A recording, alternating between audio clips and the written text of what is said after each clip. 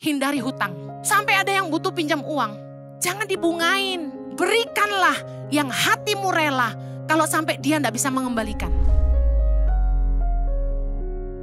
Salah satu yang paling penting apa lagi? Jangan berhutang dalam komunitas. Hutang merusak hubungan. Jangan memanfaatkan kebaikan teman. Roma 13 ayat 8. Janganlah kamu berhutang apa-apa kepada siapapun juga. Tetapi hendaklah kamu saling mengasihi. Dengar baik. Kalau memang kita butuh. Pertama doa. Tuhan Jehovah Jireh sanggup menyediakan segala yang kita butuhkan. Amin. Yang kedua, lebih baik bicara sama pemimpinmu. Pemimpinmu, katakan kamu kerja di sebuah perusahaan. Kalau dia bisa kasih pinjaman, kan bisa potong gaji.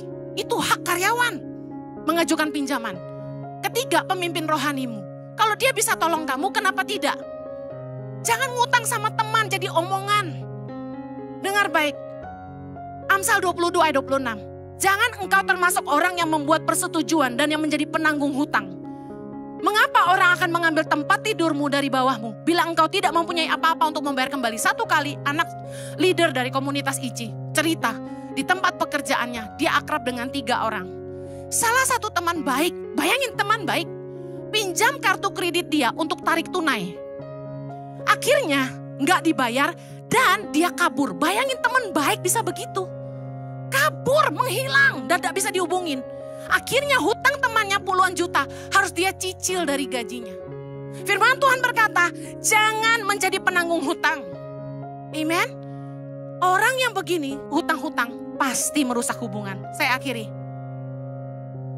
Kalau Anda bantu teman dalam komunitas, jangan dibungain. Kalau Anda punya bank, itu lain cerita, itu usaha. Keluaran 22 ayat 25 berkata, jika engkau meminjamkan uang kepada salah seorang dari umatku, orang yang miskin di antaramu, maka janganlah engkau berlaku sebagai seorang penagih hutang terhadap dia. Janganlah kamu bebankan bunga uang kepadanya. Dalam berkomunitas, udah deh, hindari hutang. Sampai ada yang butuh pinjam uang, jangan dibungain.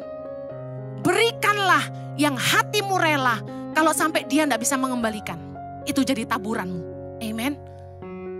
Jangan makan bunga, orang udah susah lu bungain lagi.